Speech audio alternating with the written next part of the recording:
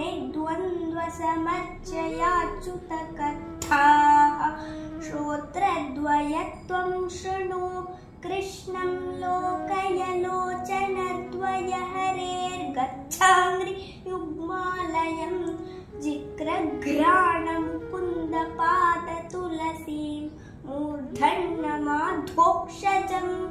हे लोकाः शृणुत प्रसूतिमरणव्याधेश्चिकित्सामिमां योगज्ञाः समुदाहरन्ति मुनयो याम्याज्ञवल्क्यादयः अन्तर्ज्योतिरमेयमेघममृतं कृष्णाख्यमापीयतां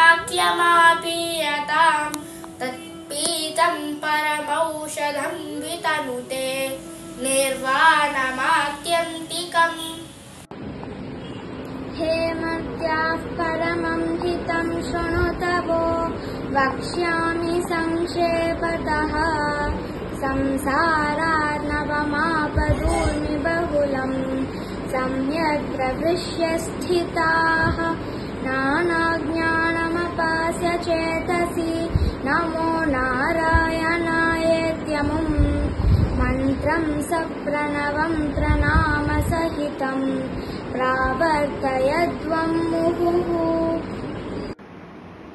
पृथ्वीरेणुरनुः पयांसि कणिकाः फल्गुस्फुलिङ्गो नदः तेजो निःश्वसनं मरुत्तनुतरं रन्ध्रं सुसूक्ष्मं नभः क्षुद्रारुद्रपितामह प्रभृतयः हीताः समस्ताः सुराः दृष्टे यत्र सतावको विजयते धूमावधूतावधिः।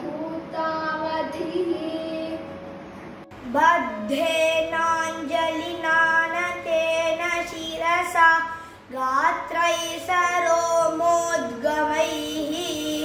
कण्ठेन स्वरगद्गदेन नयनेनोद्गीर्णबाष्पाम्बुना नित्यं त्वच्चरणारविन्दयुगळ ध्यानामृतास्वादिनाम् अस्माकं सरसीरुहाक्ष सततं सम्पद्यता।